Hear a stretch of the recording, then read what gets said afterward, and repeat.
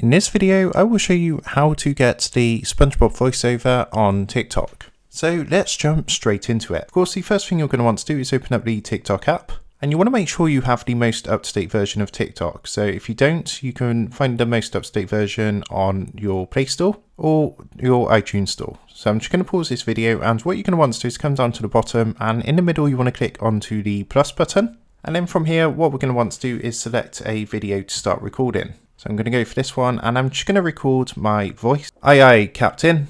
So now we've got the voice recorded, what we're going to do is now change his voice. And to do this, what you're going to want to do first is add some text to the video. So if you look on the right, you want to click onto text here.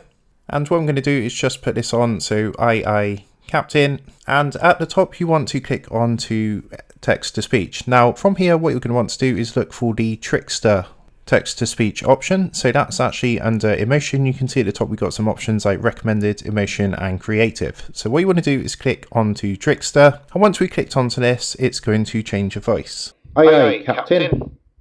Aye, Captain. And as you can see, that's how you go ahead and get the Spongebob voice. So I hope this quick tutorial helped you out today, and if it did, I'd really appreciate it if you was to consider dropping down below the video, leaving a like, and also subscribing to the channel. With that being said, I just want to take a moment to thank you guys for watching this quick tutorial, and I will see you in the next video.